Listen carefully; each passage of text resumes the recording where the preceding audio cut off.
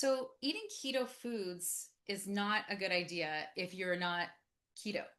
Now, a lot of people think that just because a food is labeled keto friendly, that it's automatically a weight loss friendly food.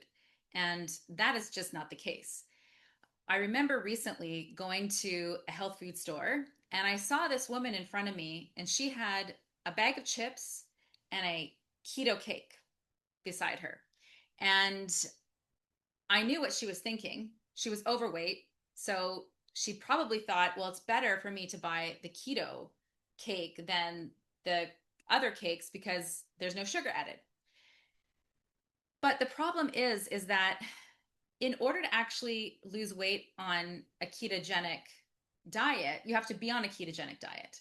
And most people, they actually have to eat less than 20 carbs a day to really get the benefits to get into a ketogenic state, especially if you have a lot, like you have insulin resistance and you've been struggling with your weight for a long time.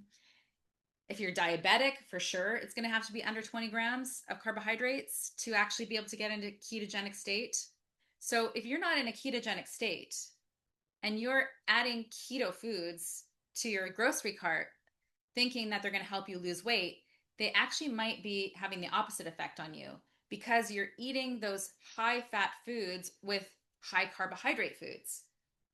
And that is a mistake that can be extremely detrimental to weight loss. And it can make you think that something's wrong with you, that you can't lose the weight.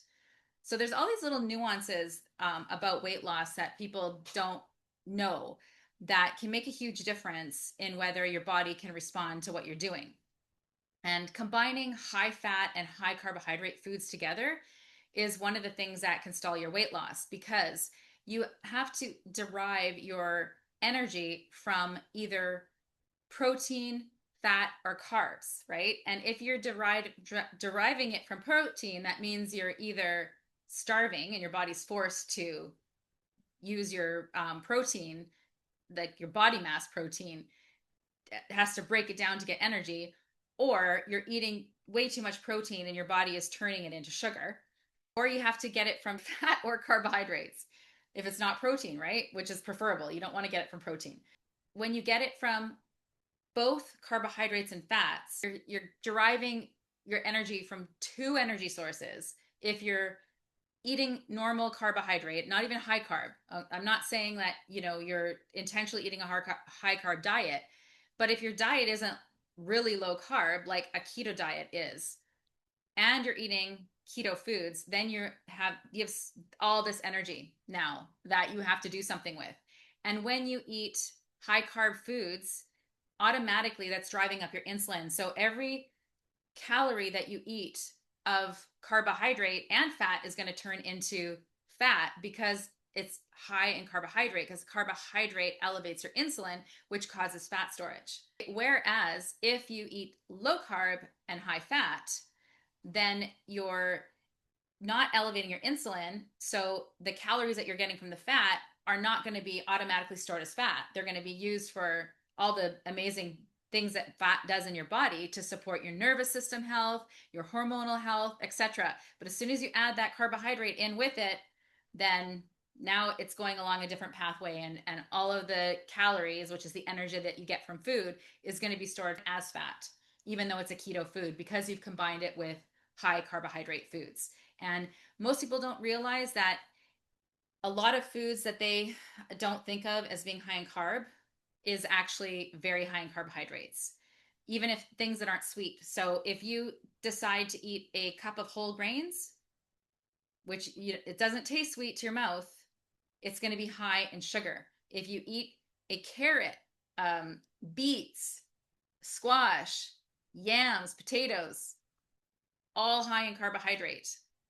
So those foods, all those starchy foods, also legumes, those are high in carbohydrate. If you're eating all these like health foods, and I shouldn't do that because they are health foods if you are not overweight and you're not insulin resistant.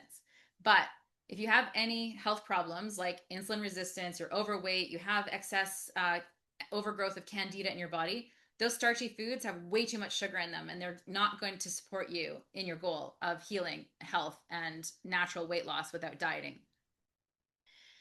So, to summarize it, pick your energy source. It's either got to be carbs or fat.